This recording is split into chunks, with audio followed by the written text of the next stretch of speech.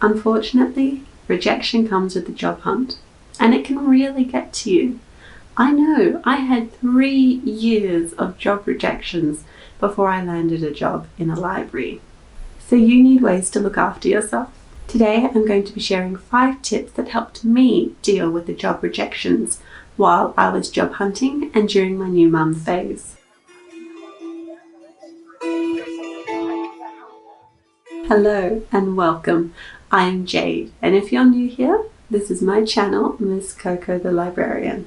And I help job hunters and small businesses create a rockin' online presence that increases their visibility, impact, and income. If that sounds like you, stick around, click the subscribe button, and ring the bell next to it. Alrighty then, let's talk about job rejection. After my 3rd consecutive year of job rejections from libraries, I had given up. I was doing more and more job applications for graphic design, which is the industry I was trying to get out of. Then, on top of everything else, I was studying full-time and online. Not to mention I was starting to question that decision. And I had a little human to look after at the time as well. I didn't know what I was doing half the time. There is no instruction manual for a child.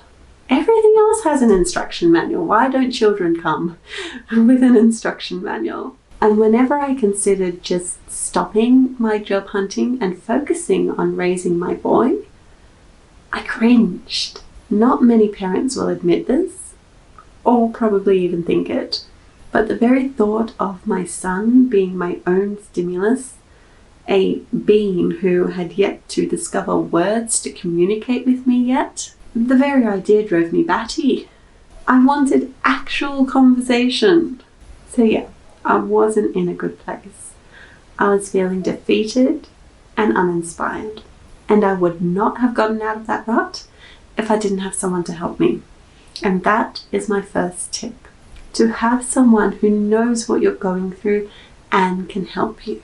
Most people turn to their family or partners for this, which works about 90% of the time. But if you don't have those networks to fall back on, I would suggest finding yourself a job hunting buddy. For me, it was a group of ladies that continually popped up in the units that I was studying. We bonded and ended up creating a private Facebook where we could share everything and anything, including our job hunting woes and triumphs. Tip number 2 is to remember to always ask for feedback. I know this can be hard to do when you've just been handed yet another job rejection. The thought of calling them back and asking them why you weren't good enough, because that's how you feel at the time, is not an appealing thing to do. But it is also one of the few ways that you will exponentially improve future job applications. Take on board the feedback they give you and use it to improve your next application. And when you get continual positive feedback from your job applications, you know an interview is on the horizon.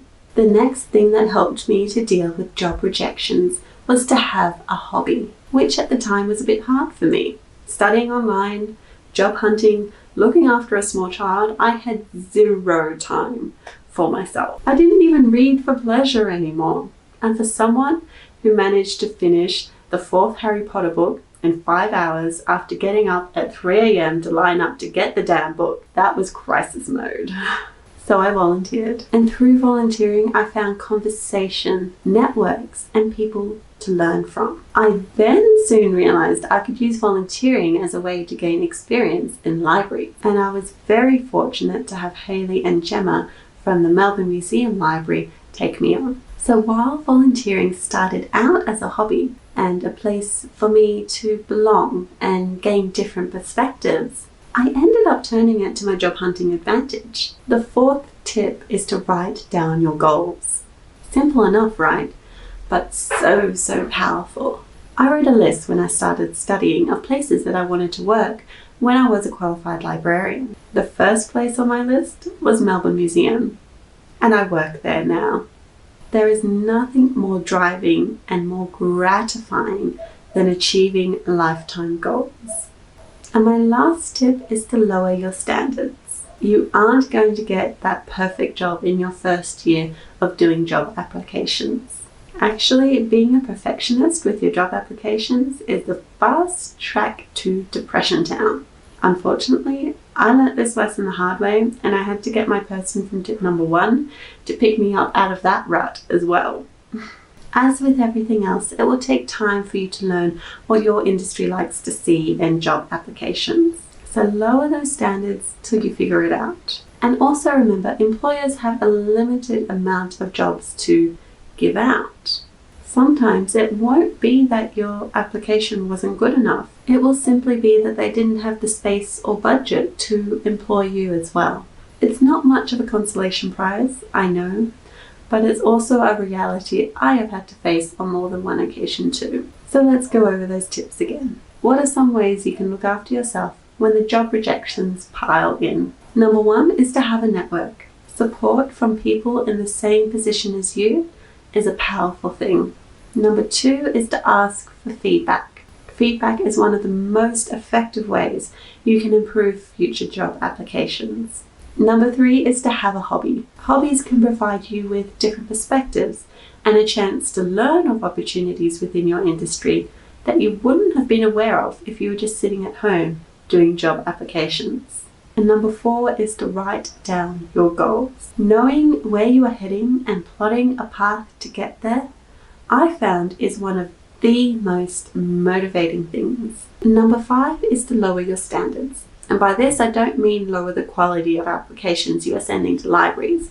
Instead, maybe lower your expectations. Actually, that would be a better way to phrase it.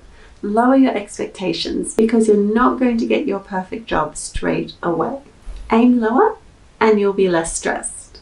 I know many of you can relate to the job rejection situation, but I hope today you've learnt some additional ways of dealing with it.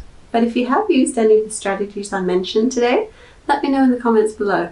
And this one, ladies and gentlemen, is done, submitted, Merlot time.